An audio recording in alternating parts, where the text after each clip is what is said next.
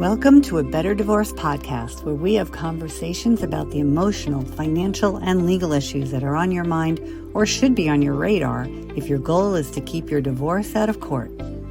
I'm collaborative divorce attorney and mediator Andrea Vacca, and I know that how you divorce matters to your long-term well-being.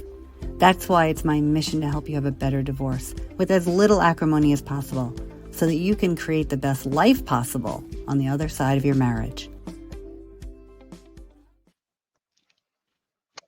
Hello, today I'm happy to welcome Dr. Leah Younger to the podcast. Dr. Younger is a psychologist with a specialty in early childhood. She runs a private practice that works with parents and children navigating the divorce process. And the services that she offers range from conducting mental health assessments of infants and children and adults, and collaborating with parents and attorneys in the development of parenting access schedules and parenting plans. She also serves as a parenting coordinator, a parent consultant, a family therapist, and a reunification therapist. Leah, welcome to A Better Divorce podcast. Thanks for having me. It's great to be here. I'm so glad you could join us today. So I know you used to work as a forensic psychologist in high conflict custody disputes in the court system.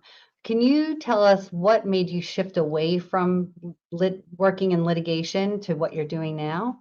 So what I shifted away from was spending so much time and energy conducting the child custody evaluations, which were those big family assessments that would then go to the courts. And I think the hope and dream was that the reports that were produced would guide the families towards settlement and that it would be accepted at face value. But unfortunately, that's often not what happened. And what I realized was that I wanted to spend my time and energy providing resources and support to individuals and families that were interested in receiving the resources and support, as opposed to individuals that almost had this reflexive response of, if your conclusions aren't exactly what I want, then we're going to fight it and argue it and just refute everything and anything. And so then I made the shift away from doing these big evaluations toward providing more interventions. And every now and then I still conduct evaluations, but it's in situations where both parents agree that there's a need for an assessment and they are interested in answering a particular question. And so they want the evaluation to help guide them make decisions. Right. Because for people who've never been in the court system before, have never, litigated a custody dispute, they may not understand that if they can't agree on the best parenting schedule, on decision making for their children, and they ask a court to make that decision, the judge will assign someone or have their attorneys, them and their attorneys hire someone like you and pay your fees to conduct an evaluation of the parents, of the children, of other people. You might interview other witnesses or other people in the children's lives to determine what's in the best interest of the children, or help the judge make that decision. So that's what you were doing, right?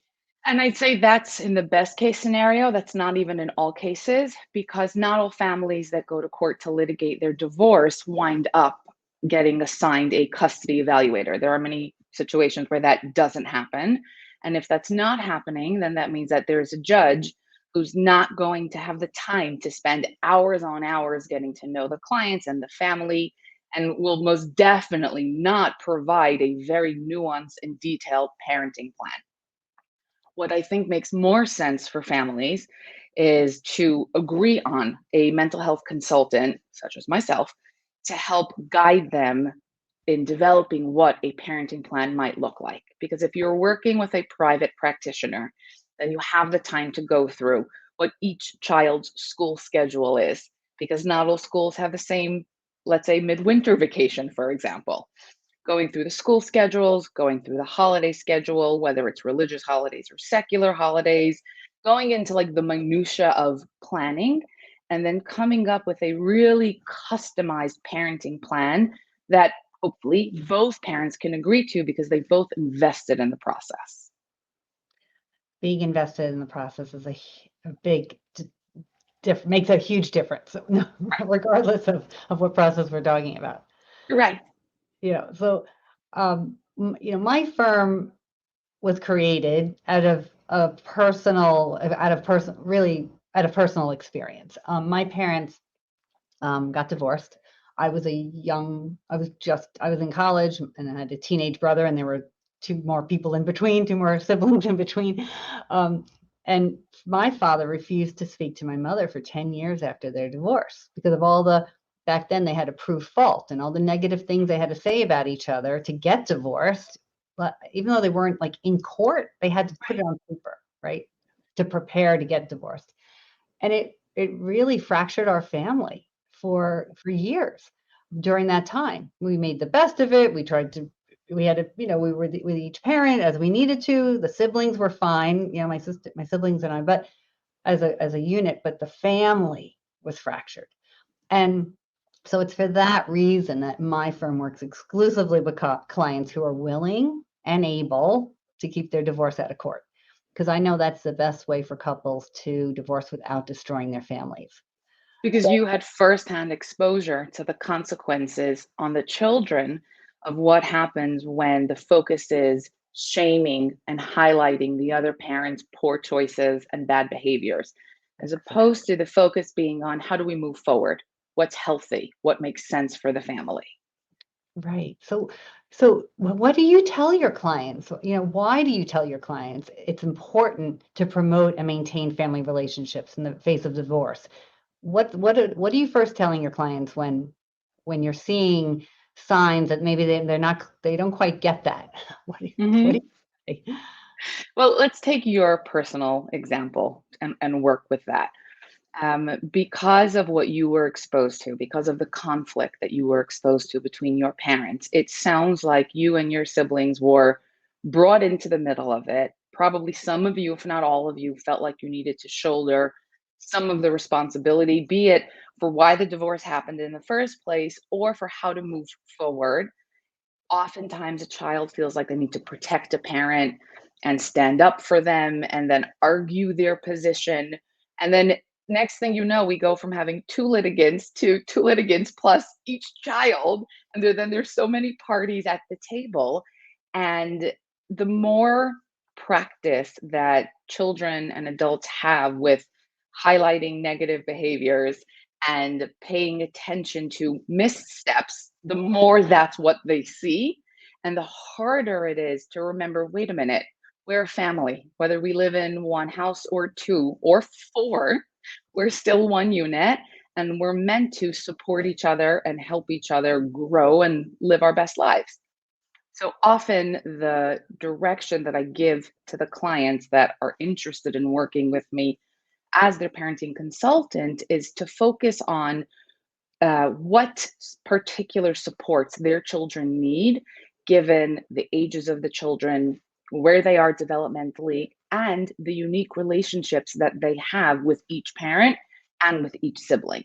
So, overall, the idea is to protect the relationships. The parents might be getting divorced or separated. There may be a change in the physical structure, but we want to do everything we can to protect the relational structure, that doesn't change. Right. So is there research about why that's important? I mean, is this just based on your knowledge and what you've seen, or is there research that's gone into knowing what's best for children? I mean, is it just an opinion, or is it more than that? I guess So it's more. it's both. So it's not just an opinion and experience. There is plenty of research that supports that the biggest predictor of how children fare in divorce is whether or not they are exposed or protected from parental conflict. So, time and again, it's been shown that the more children are exposed to conflict, the worse their outcomes. And by outcomes, I mean their psychological health, their behavioral health, the way they think, the way they feel. They are at risk for all kinds of potential mental health, either big D disorders like diagnosable disorders, or not even the diagnosable ones, but just day to day functioning. So we know that exposure to conflict is a biggie. And then the other real big predictive factor is whether or not the children are able to maintain and have ongoing relationships with both parents. So there is research that shows that after a divorce, if typically it's the father who loses contact or doesn't have ongoing contact with the children, children suffer greatly from that. So those two variables, exposure to conflict and maintaining ongoing relationships, are two really big significant factors in what we want to look at in terms of supporting children's ongoing health and development. Helping them, giving them, each parent needs to provide the opportunity for the child to bond with that parent, be with that parent, maintain the relationship. So it's on both parents to create that environment And that will that's allow exactly the them. point that I was just going to make, that sometimes parents hear this as, well, I'm doing my part. I still see the children, I'm still talking to them, but I can't tell you about him or her. And that's where there's a lot of work that I do with them to think about not just taking ownership over their own relationship, but monitoring how the things that each parent says and does communicates to the children what that parent thinks of the other parent, and whether or not you value the children's relationship with the other parent. So, for example, when your parenting time is coming to an end and it's time for the children to go to the other parent, you have a choice. You could either say, guys, this was great. I love spending time with you. And now it's going to be wonderful. You're going to the other parent, and I'm so excited because you're doing XYZ. Or you can have the attitude of, I'm so sorry, our time is coming to an end. I know it's so hard to leave. I'm going to miss you so much. Right? And it's like that so clearly communicates how you feel about the children separating from you and going to the other parent, and whether or not you value that time. Right. It's heartbreaking when I hear, and like, yeah, as I said, we only work with couples who want to stay out of court or really want that better divorce, but they can't get out of their own way. And so I'll hear stories like my client's spouse is crying. The children are reporting that the other parent is crying when it's time for them to leave, or it just looks so sad. Like if the children are picking up on this and reporting it to the other parent, just think about what it's like for them to be in that environment and so parents need support. Like these parents want to do it better, but they can't always. So having someone like you to help guide them and coach them and, help them get through these times that are coming up regularly, the children are leaving. Like, how can you do this differently? I would Right. imagine you share information like that. Absolutely. And what the point that you're touching on is helping parents filter out what their emotions are from what the children might be experiencing. Oftentimes it gets blurred, and parents will say things like, it's so hard for my children to leave, without recognizing that the reason, or a big reason, why it's so hard for the children to leave is because they pick up on the parents' discomfort and anxiety about the children separating. Yeah. That's a lot of our focus of, like, we call it stuff. What's your stuff? What's the children's stuff?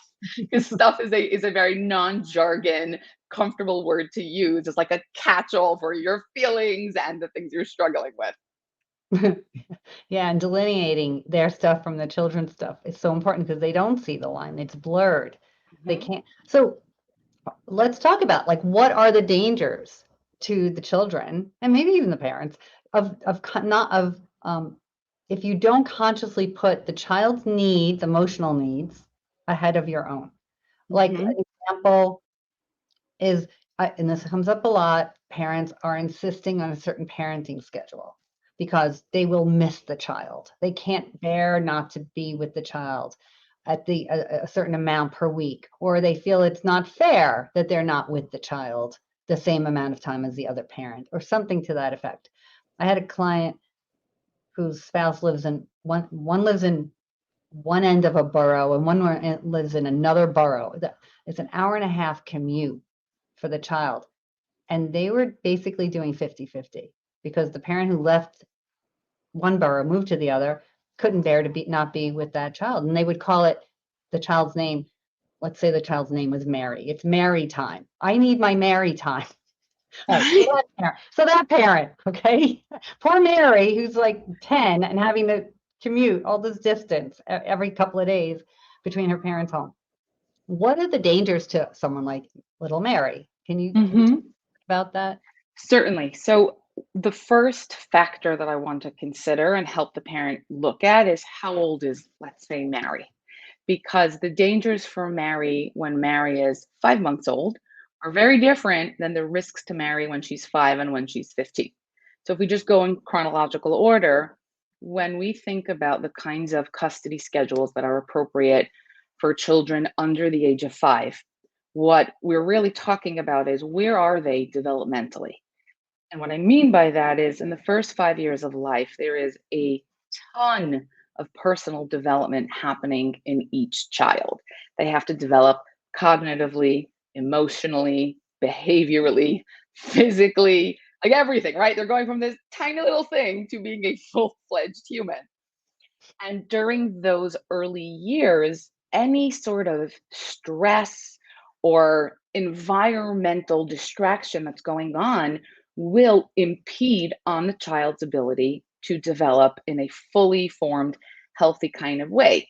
And parents know this if we think beyond divorce. Like if we think about what it's like to be an infant in a country that's at war or in a country where there's a famine or other sorts of situations that are not divorce, parents often are able to grasp, right, those babies don't do so well because they're not able to get all the resources and all the supports that they need. And they're not able to sort of live this carefree, I'm just going to focus on me kind of life. And if we then apply that to divorce, when there's an infant that has a schedule that's not about promoting that infant's comfort and stability, but rather it's about that infant meeting the needs of a parent, and the focus goes away from providing the infant what the infant needs. So, in real practical terms, that can often lead to the child not developing fully and at the rate that we need and we're hoping for that child. Practically, we're talking about then the child not necessarily learning how to self regulate.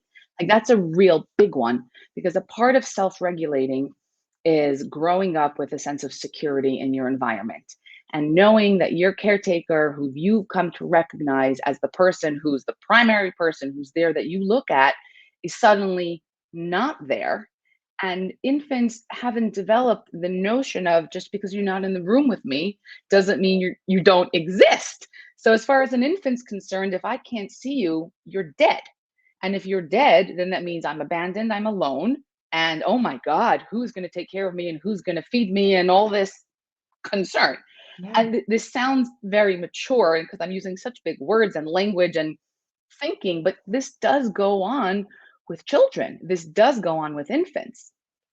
So back to your question of what are the consequences of a schedule that's about a parent's needs as opposed to, let's say, an infant's needs, is it can certainly impede development. And beyond development, it can also really interfere with the child's ability to develop good long-term bonds with each parent. And this is where it almost sort of seems backwards because the parent that's saying, I want 50-50 so we could develop a good bond together, doesn't recognize that by insisting on a 50-50 schedule when the child is an infant, will likely, in fact, impede that infant's developing relationship with both parents. Right. Whereas if that parent were able to wait until, let's say, the child was 5 years old to have more of a 50-50 kind of schedule, then at that point, once the child has developed more fully and has a sense of security and is working on their own independence, because around 4 or 5 is when they go to programs and they're separating from home, that's when they're ready to develop full fledged relationships with other people. And that's when they're primed for the relationship with the second parent. That is so interesting. I mean, because you don't think about it's like a short-term gain and a long-term loss, right? It's a short-term Yes. gain for the parent, but long-term loss for both, for the child and the parent. So by insisting on this kind of schedule when the child's too young, because now both parents are abandoning the child. Right. Like they have no one. So Mhm. it's oh my goodness, that's so interesting. So what about once the child is, 5 to 10? How what's an appropriate, developmentally wise? What is the research? What does your experience show? How do parents know if 50-50 is right, or is there anything else that they should be thinking about to know, how to put the child ahead of their own needs?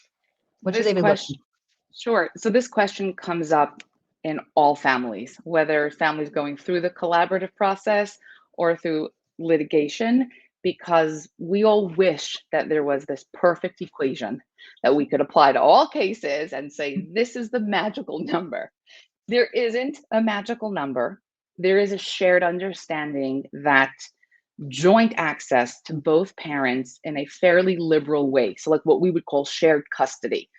I think the number is like somewhere between 30 to 50%, something like that, is what's considered best. And the reason that I don't know this number perfectly is I avoid, like the plague, knowing numbers, because then parents get very busy putting together schedules that count and this number versus that number, and they lose sight of the quality of time. What opportunities do they have? Ultimately, we are looking best case scenario in families that are healthy, meaning we don't have concerns of mental illness or substance use or domestic violence. So let's just put those families in a separate category. For families where there's basic understanding that both parents provide adequate parenting without any significant risks, we want to see a joint custody schedule where there's something like I said, 70-30 to 50-50. That's a And huge. what that Right, which is a huge range, and figuring out what works really should be family specific. Because we have to remember, most parents have to work, so they have work schedules. Most children go to school, they have school schedules. So we need to think about practical ideas like availability, who's around, is there a nanny, who could do pickup, who could do drop offs, what's the schedule, what's the program, and by not going to court and by working with someone outside of court, you have the time and the luxury to think about these ideas and then develop a schedule that ensures that both parents have quality time.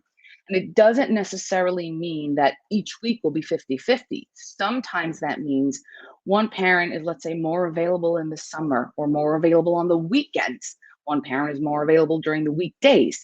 And that's how we figure out the timeshare.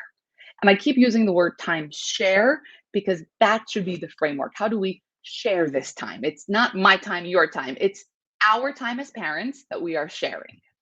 Yes. This child is awake and sleeping at certain times of the day and week, and has needs, and how Yes. do we share time with this child so that it's in the best interest of the child? I always encourage my clients to talk about quality of time over quantity of time. You know, Mm-hmm. like, and I think that's what you're saying, something like that. When do you get to spend more quality time with your child? Are they just in your home, sleeping at your house, but you're not getting home till 8 o'clock and somebody else has to put them to bed? That's not quality time. Maybe they should be with the other parent who can actually put them to bed, or whatever the case may be. And there Um, are a few unique families where we've been able to coordinate so that the child isn't bouncing back between houses, but the child stays in one house and the parents rotate in and out. And when that's not available, what we sometimes arrange is rather than spending an hour traveling to one parent's house and then an hour back and only an hour with the parent, that the parent goes into, let's say, the primary parent's house and participates in certain daily routines like pick up from school, bring them home, feed them dinner, and then leave. And then the other parent comes in. So it really is about kind of getting creative and looking at what times are each parent available and what is the child scheduled to be doing at a given time. yes, that and so when the parents can do that, whether it's nesting, the first arrangement where the children stay in one home and the parents move in and out. It's not easy on the parents. It's Mhm, it, it's not a long-term solution from what I've mhm, seen, but it could be a good short-term solution. Maybe there are families. I know one family that did it for a couple of years, because it worked for them. It worked for the child, and it was very hard, but they yeah. did it. Um, so looking at those options and looking at options where, the like, and then I'm working with a couple where they're having a child together and they're not going to be living together, and they're planning the arrangements now in Mhm. anticipation of the child's birth. And they're agreeing because the child's so young. The child will be primarily with one parent, and the other parent will be coming in and out and staying over, and there's going to be a bed for that person, and they're not a couple, like I said. It's so interesting and so creative and so smart. So and they're both on board with this, so they're not trying to tear the child apart, from the mom in this case, 'cause she'll be breastfeeding and everything. So it's always great to see how creative people can be. You're not going to be able to be creative in court. A judge can't be creative like this for you. So working with someone like Dr. Younger, attorneys, other professionals who are committed to helping you find the best solution for your family, like start there, try that, right? If you can't do it, then a judge can make the decision. But if you're hearing everything we're talking about right now, it's you owe your children the ability, the chance to have a situation that is in their best interest. You have to try to see if you can find that. So don't just hand over the reins to a judge. My advice. So look, I think this has been a wonderful conversation, and I don't know. Is there anything else you want to add before I ask you my final question?